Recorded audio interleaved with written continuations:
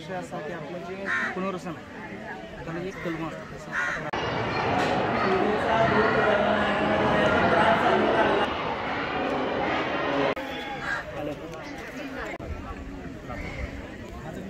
मागणीचा विषय असा की आपलं जे पुनर्वसन आहे त्याला एक कलम 400 रुपयाचा ऍडव्हान्स दिला आणि उर्वरित राहिलेले तुम्हाला पैसे देतो सांगितलं आणि त्याच्यानंतर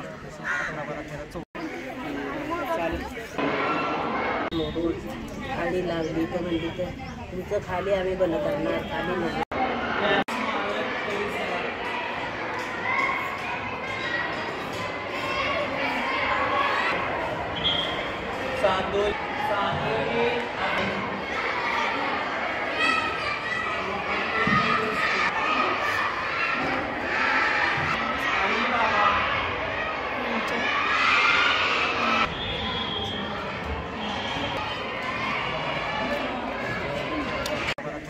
$400 रुपयाचा ऍडव्हान्स दिला आणि उर्वरित राहिलेले तुम्हाला पैसे देतो सांगितलं आणि त्याच्यानंतर खाली लागली तर म्हणजे तर तुमचं खाली आम्ही बंद करणार खाली नाही।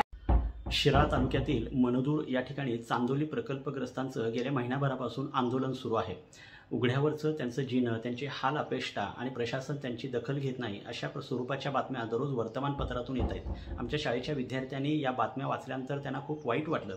त्यांनी त्या बातम्या घेऊन आम्हा शिक्षकांच्याकडं त्या आंदोलकांना भेटण्याची विनंती केली। त्यामुळं आम्ही आमचे स्काउट गाईड आणि कप बुलबुलचे विद्यार्थी घेऊन मंदूर या ठिकाणी प्रकल्पग्रस्तांना भेटायला गेलो। तिथं गेल्यानंतर त्यांचं उघड्यावरचं जीणं, त्यांचे होणारे हाल अपेष्टा हे सगळं आमच्या विद्यार्थ्यांनी बघितलं। अनेक प्रकल्पग्रस्तांच्या त्यांनी मुलाखती घेतल्या। अक्षरशः आमच्या विद्यार्थ्यांच्या डोळ्यातून पाणी आलं। उघड्यावरचं ते जीणं त्या विद्यार्थ्यांना सहन झालं नाही।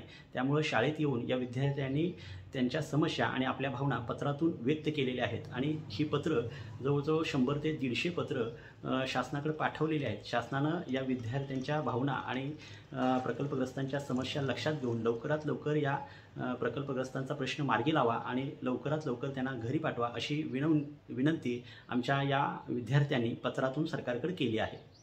नमस्कार, मी प्रतीक्षा संतोष जाधव, सद्गुरू आश्रम शाळेची विद्यार्थिनी। आम्ही परवा मंदूर येथे प्रकल्पग्रस्तांची भेट घेण्यासाठी गेलेलो। तिथे त्यांना अंतराला अंतरून नव्हतं, पांघराला पांघरून नव्हतं।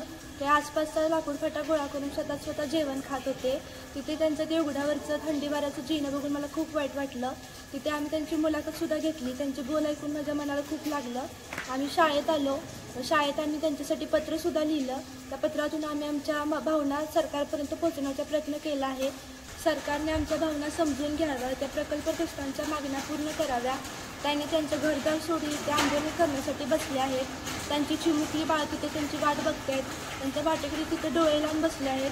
तर त्यांच्या तुम्ही भावना समजून घ्याव्या व त्यांच्या सगळ्या मागण्या पूर्ण कराव्या अशी मी तुम्हाला विनंती करते। धन्यवाद। नमस्कार, मी श्रद्धा विनोद कांबळे, इयत्ता 9वी क ची विद्यार्थिनी, सद्गुरू माध्यमिक आश्रमशाळा इस्लामपूर।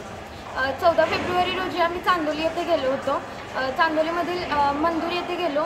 तेथे आम्ही पाहिलं की काही प्रकल्पग्रस्त आंदोलनासाठी बसले। तर आम्ही त्यांच्या समस्या वगैरे जाणून घेतल्या। तर आम्हाला कळालं की चांदोलीमध्ये जे अभयारण्य आहे आणि प्रकल्पग्रस्त आहेत ते होते तिथे बसले होते। तिथे त्यांना काही समस्या भेटत नाही आहे, त्यांच्या मागण्या सरकार पूर्ण करत नाही आहे। आमच्या आजीच्या, आजोबांच्या, आईवडिलांच्या वयाचे ते तिथं उघड्यावर बसले। त्यांचं हाल अपेष्टांचं जीणं आमच्याकडून बघवलं नाही, आमच्या पण डोळ्यात पाणी आलं। तर सरकारने प्लीज त्यांच्या मागण्या मान्य कराव्या आणि आमची पण अशी अपेक्षा आहे की तुम्ही मान्य कराल आणि त्यांना त्यांच्या घरी पाठवाल, कारण गेले 40 दिवस झाले ते तिथं बसलेले आहेत। तर प्लीज तुम्ही त्यांच्या मागण्या करावी।